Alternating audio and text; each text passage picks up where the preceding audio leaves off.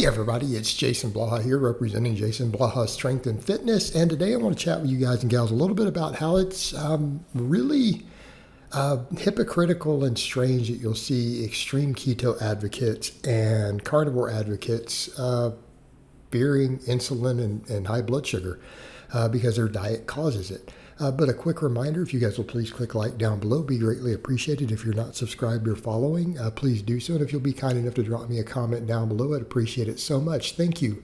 And that's the thing. We see it on countless blood work. It's not like I am making this up. It's not like we don't see it all the time in their groups and forums and their internet groups and Facebook groups, when they show their blood work, and there's research on how large amounts of saturated fat do it. The mechanism of action has been determined by scientists as to how large amounts of saturated fat cause it, right? They have determined and measured the pathways by which it does it. It's not really a major point of contention. And usually, when you find people who follow these sort of diets, and I'm not saying all keto diets, we're only talking about the really high saturated fat ones, because that's even been compared. There have been individual studies that looked at for medical interventions, right? Because there are medical purposes to keto diets. We need to be clear on that. There are very specific and beneficial medical purposes for specific medical conditions, which they are used to successfully treat. Okay, so the different fat types have been studied.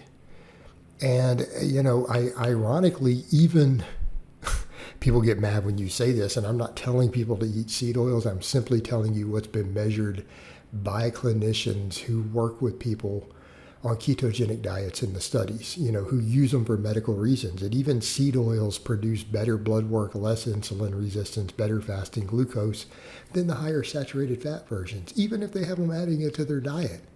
And I'm not saying that that's optimal. Let me be clear. I am not making that statement. I'm not even endorsing that. I'm saying that is what's been measured because it's less saturated fat, which makes sense, right? In moderation, saturated fat isn't harmful. Like we usually agree on that. It's one of those things that when moderated doesn't seem to be a problem. A lot of stuff is a problem when moderated, right? That isn't one of them. Like alcohol is still a problem in moderation. But, you see that in the lab. You see, and the mechanism of action has been determined, and yet you'll see these people, you look at their blood work, their fasting insulin is high, their fasting glucose is high. And yet they go on and on about these things being concerns, and it doesn't ever seem to click in their head that literally their diet does exactly what they are afraid of mechanistically, right? And it'd be fine if they just said, well, I try to avoid carbohydrates. Okay. But don't claim that you're trying to lower insulin or glucose, fasting glucose, because the diet causes those things to go up. Okay. And it's problematic.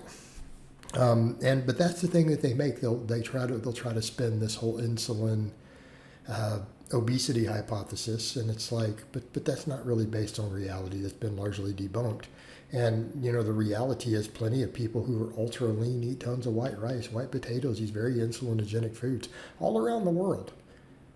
Asian countries where these foods are eaten, you don't see these same problems, even when white rice is a staple. Okay? Not saying refined sugars aren't a problem, but refined sugar is a problem for a similar reason to saturated fat, isn't it? It's because of the non-glucose. It's the fructose in there. The glucose side of it isn't the problem, right? That's not the problem even with refined sugars. It's the fructose reaching the liver, causing insulin resistance and fatty liver, okay? However, saturated fat has been found, usually on a calorie per calorie basis, to cause these same problems with the liver at a slightly worse degree.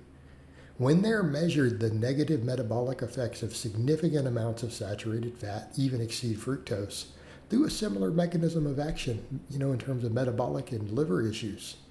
Okay, so saturated fat can cause non-alcoholic fatty liver. Again, in excess. Nobody's telling you a couple of eggs or a lean steak a couple times a week is going to be a problem.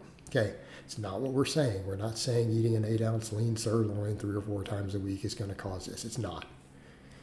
Eating a pound of ribeye a day might. Definitely eating bacon will.